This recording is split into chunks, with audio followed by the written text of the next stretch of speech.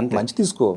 ఆ 10% నెగటివిటీ పక్కన పెట్టి. డార్లింగ్ ఒకటే, ఒక మనిషి అందరికి ఇష్టపడాలని రూలే లేదు. సో ఎవరి అభిప్రాయం వాళ్ళది. అందరికి వివరణ ఇచ్చుకుంటూ పోతే మన ఒరిజినాలిటీ నెమ్మది పోద్ది. సో ఫ్రస్ట్రేట్ అవుతాం, ఏదో తెలియని కోపాలు వస్తాయి. ఎందుకు, ఎవరి అభిప్రాయం వాళ్ళది. బట్ నాకు ఇక్కడ ఏముందో నాకే తెలుసు, ఎనఫ్. ఆయనకి తెలుసు నేనంటూ ఎలా ఉంటాను ఆయనతో, బస్. ఓకే. అండ్ బ్రహ్మానందం గారు ఈ సినిమాకి వాయిస్ ఓవర్ కూడా కనిపించింది. సినిమాలో కూడా ఉందా ఆయన వాయిస్ ఓవర్? బ్రహ్మానందం గారిది టీజర్లో పెట్టించాం కావాలంటే. ఓకే, సినిమాలో లేదు. సినిమాలో లేదు. ఓకే. ఆయన కామెడీ బ్రహ్మ, మీ అందరికీ గురువు గారు. అయ్యో, God memes God and what not, is everywhere.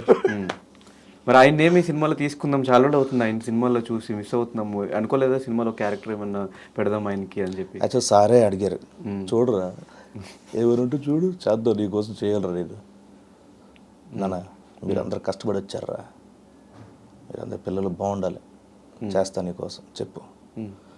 ఒకటి అనుకున్నాం కానీ ఆయన స్థాయికి ఆయన స్టేటస్కి అది మనం అవకాశం ఇచ్చారు కదా ఒక మాట అని అనగానే మనం వాడేసుకోకూడదు. అది కరెక్ట్గా యాప్ట్, ఆయనకి బాగుంటుంది, ఆయన స్థాయికి ఈ క్యారెక్టర్ యాప్ట్ అంటే అప్పుడు అడగడంలో తప్పేలేదు. బట్ ఎందుకు ఈ క్యారెక్టర్ చేయడం వల్ల ఆయన తగ్గించినట్టు అవుతుందని చెప్పి మేమే సున్నితంగా సార్ ఇది సార్ అని చెప్పి. కానీ ఆయన మళ్ళీ పిలిపించి వాయిస్ ఓవర్ ఇచ్చి తర్వాత వీడియో బయట ఇవ్వడం చాలా సంతోషం. ఆయన నోట్లో నుంచి అన్ని మంచి మాటలు రావడం, సినిమా గురించి కానీ నా గురించి కానీ చాలా హ్యాపీ. అంటే ఈ జబర్దస్త్ నుంచి బయటకు వచ్చిన ఆర్టిస్టుల వల్ల చాలామంది సీనియర్ ఆర్టిస్టులకి సినిమాల్లో ఛాన్సెస్ తగ్గుతున్నాయి.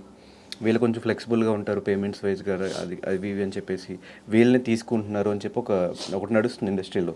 నిజమేనా అది? జబర్దస్త్ అనే కాదు, ఇప్పుడు ఒకరు రావడం వల్ల ఒకరికి ఎప్పుడు తగ్గు. ఆయనకి ఏ క్యారెక్టర్ యాప్టో ఆయనకి ఇస్తారు అవకాశం, అంతే. ఇప్పుడు మాకంటే ముందు ఉంటారు, మాకంటే ముందు ఉన్న వాళ్ళు వాళ్ళకంటే వచ్చిన ముందోళ్ళు వీళ్ళు వల్ల వాళ్ళు కోల్పోయారు అంటారా? అనరు కదా. సో ఎవరికి వచ్చే ఆపర్చునిటీ వాళ్ళకి వస్తాయి, ఎవరికి ఎప్పుడు రావాలో వాళ్ళకి వస్తాయి. పైగా ఏంటంటే జబర్దస్త్ అని పాయింట్అవుట్ చేయడం కూడా నాకు ఎక్కడో నాకు నచ్చదు. ఎందుకంటే థియేటర్ ఆర్టిస్టులు ఉన్నారు, యూట్యూబ్ నుంచి వచ్చిన ఉన్నారు, షార్ట్ ఫిల్మ్ చేసి వచ్చిన ఉన్నారు, రీల్స్ చేసి వచ్చిన ఉన్నారు. వీళ్ళన్నీ ఒక మీడియం ఎంచుకున్నాం అంతే మేము ఆర్టిస్ట్గా ఎదగడం కోసం.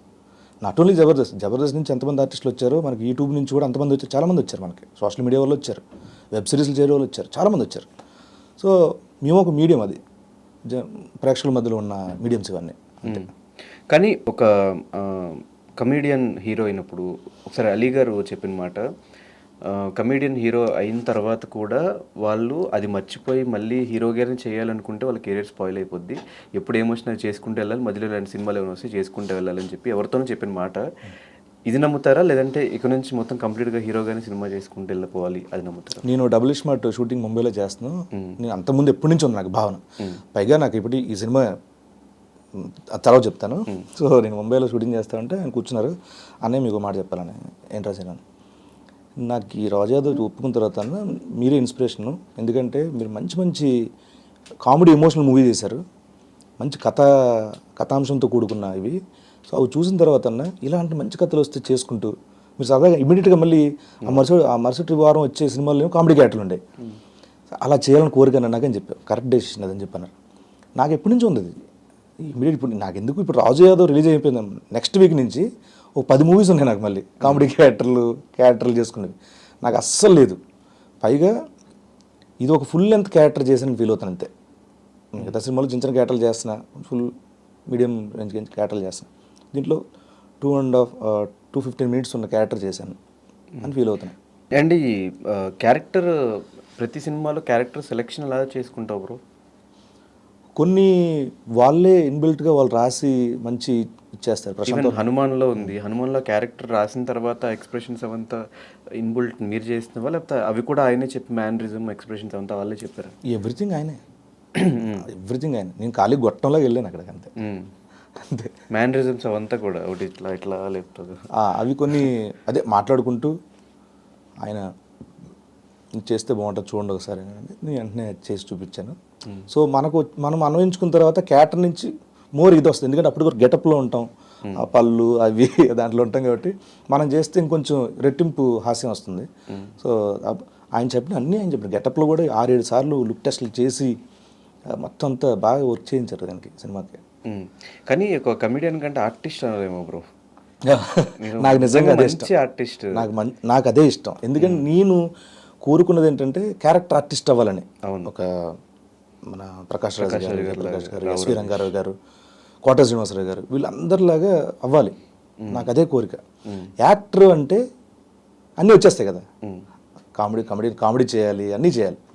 సో కమెడియన్ అనేకు ఏమో నన్ను ఒకదానికి ఏమైనా పరిమితం చేస్తారా. అవును, స్కిట్స్ వేసిన తర్వాత ఆల్మోస్ట్ 1000 పైన ఉంటాయి కదా స్కిట్స్ మీరు వేసినవి. అదే మెయిన్ అదే స్కిట్స్ వేసిన తర్వాత 10 ఏళ్ల పాటు చేసాం ఒక దాంట్లో జబర్దస్త్లో. అంటే ఆబ్వియస్లీ కమెడియనే కదా.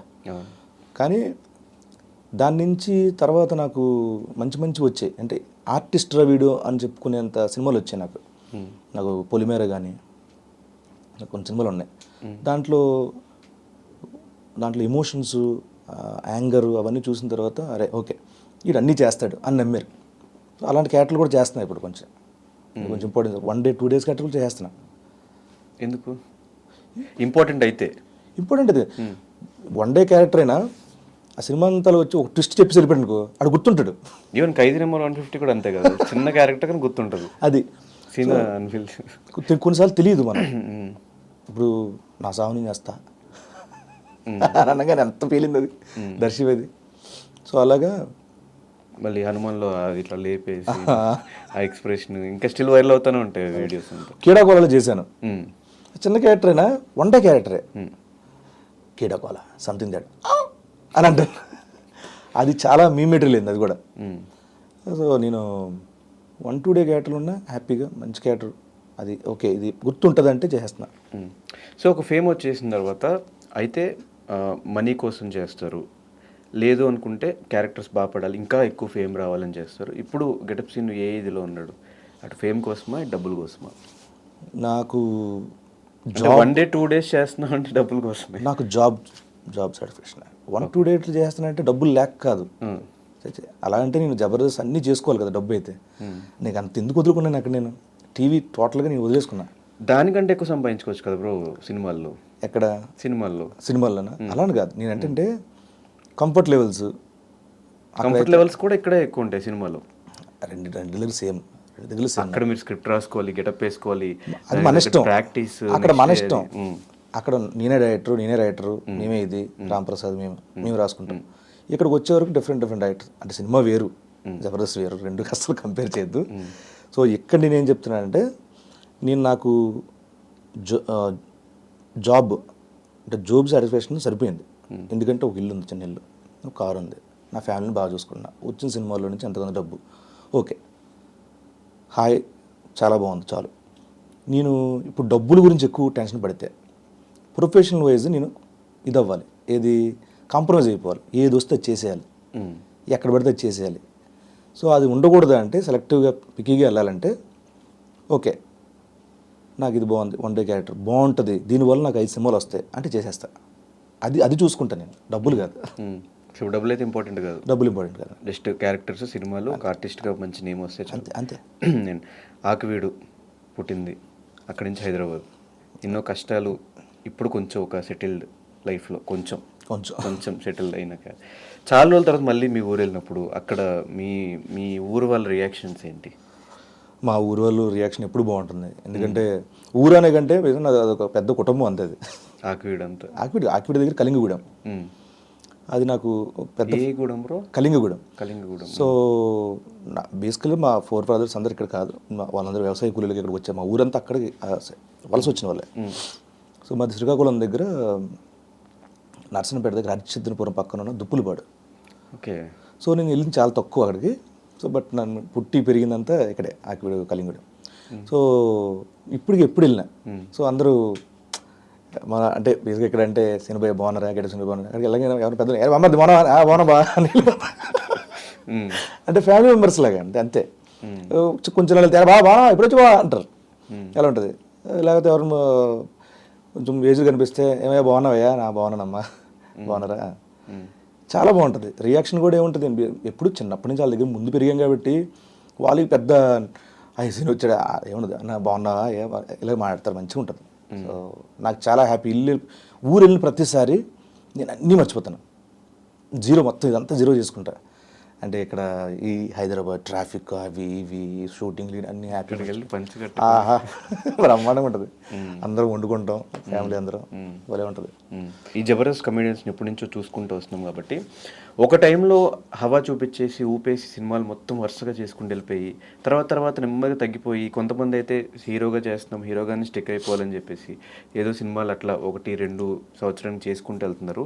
మీ కెరియర్ ఎట్లా ప్లాన్ చేసుకున్నారు నెక్స్ట్ నుంచి? అసలు అది ఎందుకు అవుతుంది? సినిమాలు జబర్దస్త్ అవ్వగానే సినిమా చేసేయాలి, సినిమాల్లోనే ఉండిపోవాలి, ఈ మైండ్ సెట్ ఎందుకు వచ్చేస్తుంది అందరికీ? మిగతా వాళ్ళ సంగతి నిజంగా నాకు తెలియదు. అంటే వాళ్ళు ఏం ఆలోచిస్తారో వాళ్ళ జీవితాల మీద వాళ్ళకు ఒక ఇది ఉంటుంది, ప్రొడక్షన్ ఉంటుంది, దూరదృష్టి ఉండొచ్చు ఏమైనా.